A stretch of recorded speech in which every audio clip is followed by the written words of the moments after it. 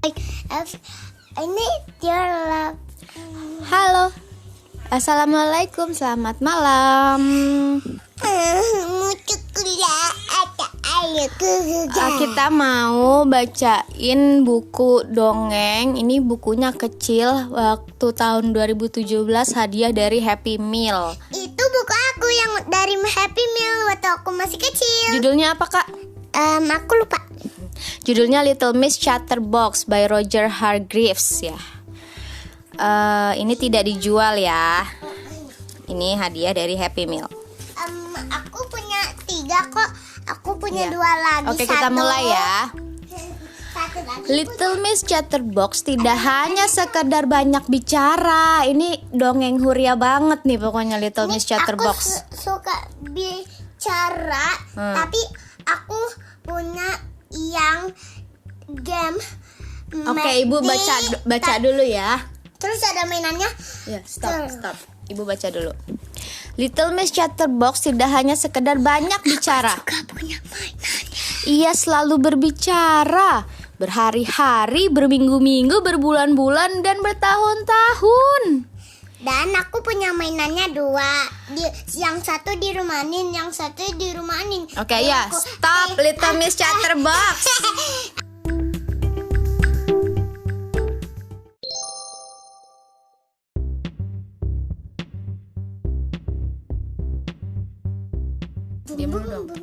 Oke, kita lanjut lagi ya. Ia tidak pernah berhenti. Ia tidak menyadari kalau ia bahkan berbicara dalam tidurnya. Ia mempunyai seorang saudara laki-laki. Pasti kalian bisa menebak namanya. Bisa kan?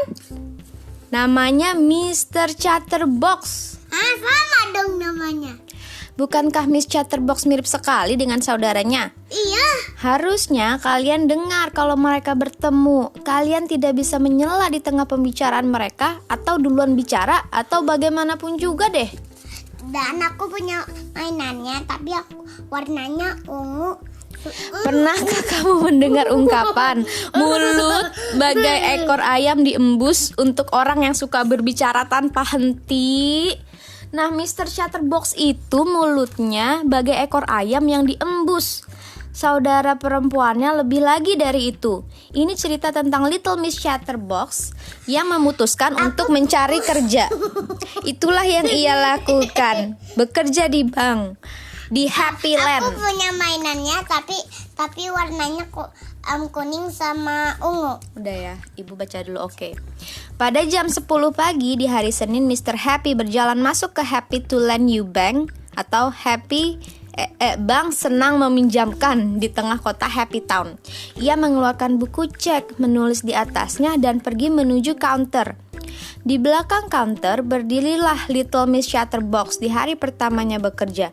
Ia tersenyum pada Mr. Happy. Mr. Happy membalas senyumnya. "Selamat pagi," katanya dengan ceria. "Baiklah," kata Little Miss Chatterbox menarik napas panjang. "Untuk waktu seperti ini, pagi ini adalah pagi yang baik, tetapi tidak sebaik kemarin, dan saya rasa besok pagi akan tetap lebih baik lagi, tapi lumayanlah untuk hari Senin pagi." Dan tak henti-hentinya ia berbicara sampai waktu bank tutup. Mr. Happy masih berdiri di tempat yang sama dengan mulut terbuka karena takjub.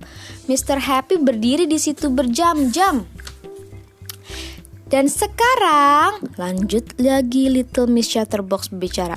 "Sudah tiba waktu bank tutup dan waktu saya untuk mengucapkan selamat tinggal dan senang sudah berbincang-bincang dengan Anda." Dan lalu pergilah dia pulang meninggalkan Mr. Happy yang tidak mendapatkan uangnya.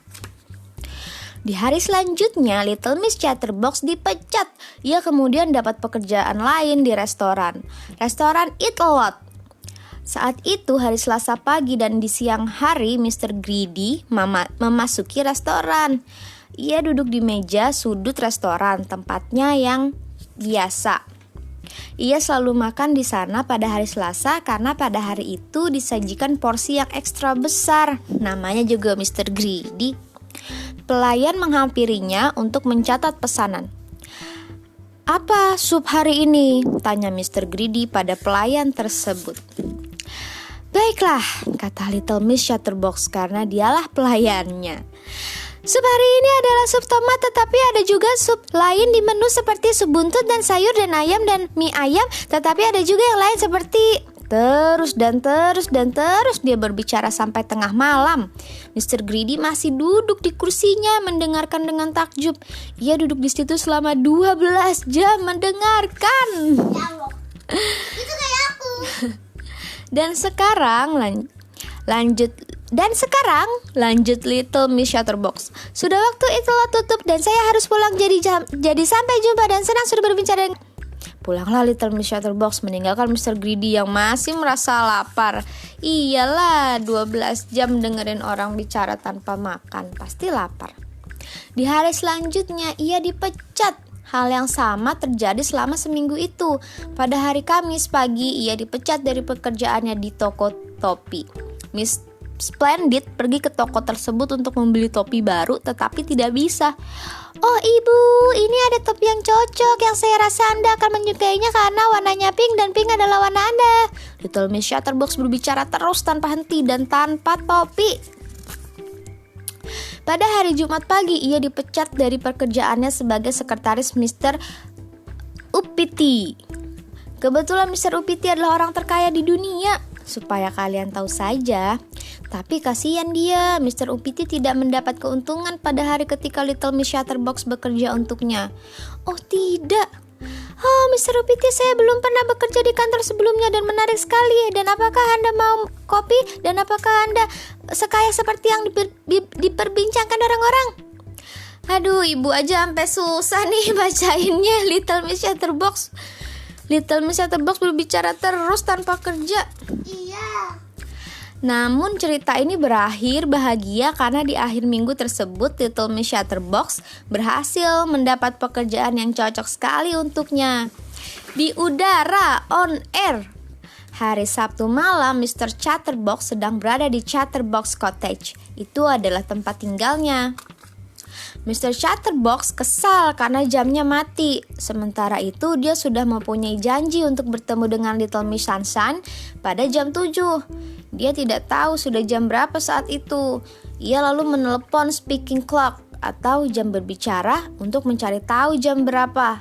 Ia menghubungi nomor yang dimaksud. Bunyi ketiga menunjukkan jam 6.25.15 detik. Little Miss Chatterbox menarik panjang napasnya.